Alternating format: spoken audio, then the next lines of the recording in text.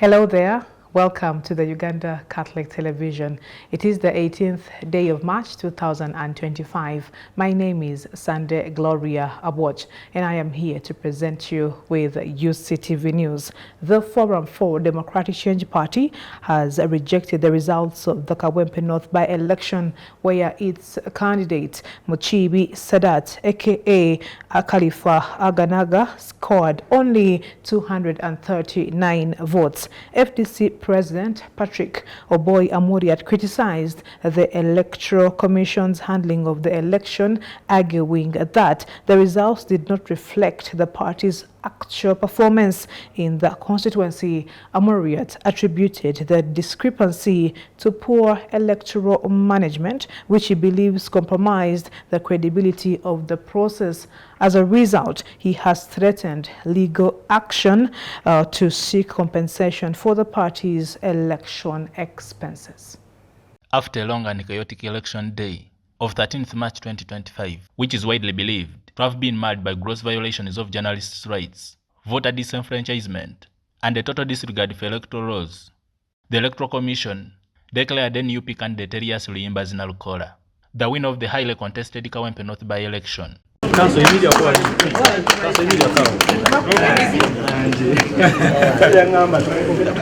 People power. Power. People power. NUP. Everywhere. On Friday, the National Resistance Movement, the closest competing party, convened a Central Executive Committee meeting, during which they rejected the by-election results and vowed to challenge them in court.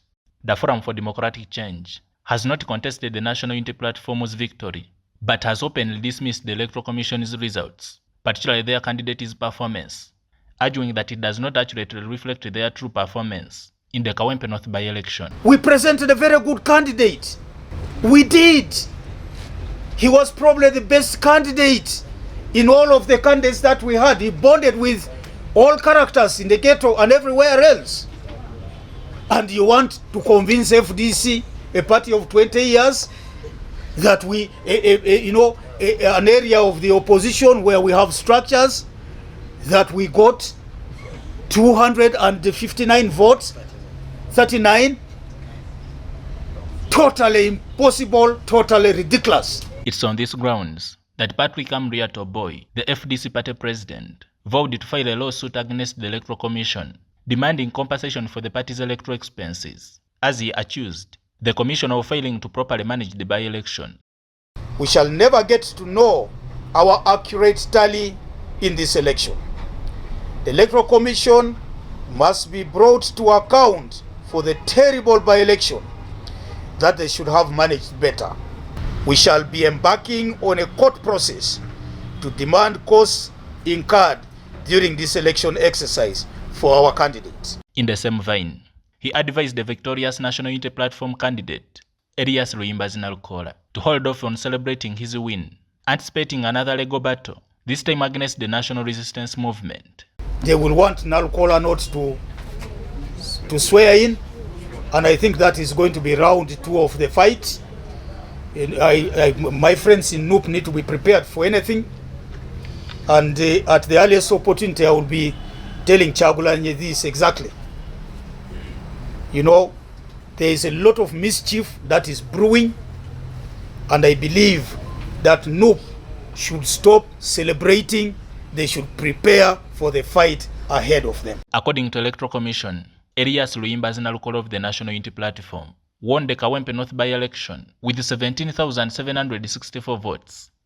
He was followed by NRM's Farida Nambi, who secured 8,593 votes.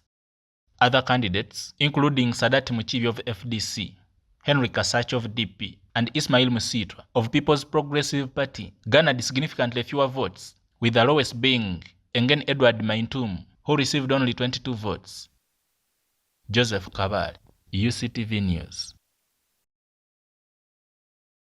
Winners Global Company, a local construction firm, has signed a 40 billion Uganda shillings contract to construct the 6-kilometer Nansana-Naweru Road. The contract signing ceremony was attended by Minister of State for Kampala, Kabuye Chofa Togabye, who emphasized the need to prioritize the employment of local youth in the project. The road construction is part of the Greater Kampala Metropolitan Area Urban Development Program aimed at enhancing infrastructure and services in the capital and its surrounding areas.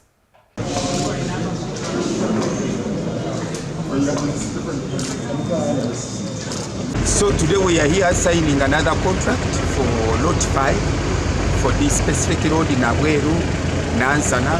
This road is going to join another road which we signed last time, that is Wamala Katoke. So this is now the complete circuit which we've been dying for.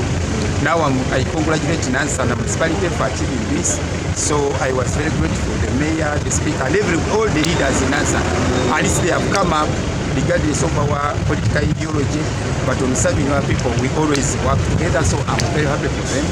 The contract is going to take 40 billion, be supervised by 2 consultants, one for the social environment safeguards, then another for the civil works. And it is given to some Ugandans. To me, that is another plus, and it's fulfilling our objective of local content. So I feel proud, and I'm very grateful for Nansana and for the winners, the winner global company, so that they can now showcase that Ugandans can also be trusted for such huge civil works. You know, Ugandans have been just given small peanuts, but now we said no, Ugandans must take lead in improving the mobility of their city. So this is one of the direct manifestation.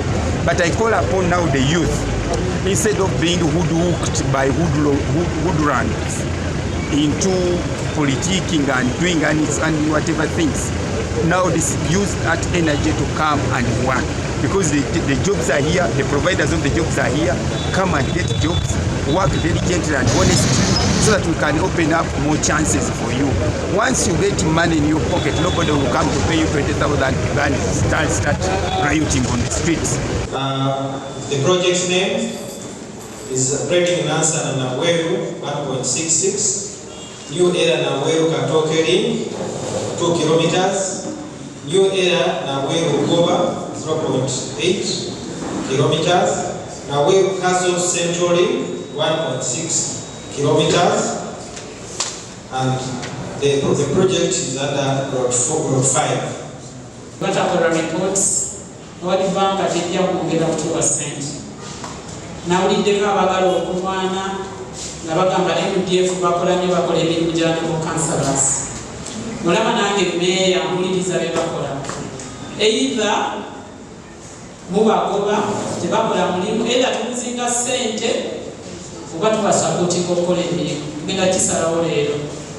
Council obunaavaayo okulwanyisa MDF nekigenda ku media, they will stop there.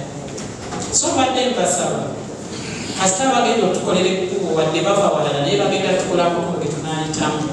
Ffe twebaza ekyo era tubawa amaanyi tukole nabo. They are under one of the regulations of World Bank.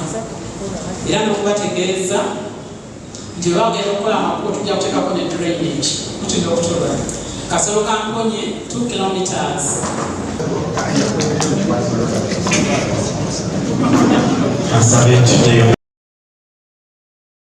Now, commercial tree growers have called on the government to reinforce market regulations to prevent unfair competition and promote sustainable forestry practices. This appeal has been made during the annual general meeting of the Uganda Timber Growers Association (UTGA) held in Bugolobi here in Kampala, where industry stakeholders convened to assess the sector's performance and challenges. I want to challenge you to plant 10 acres of farm by 2015.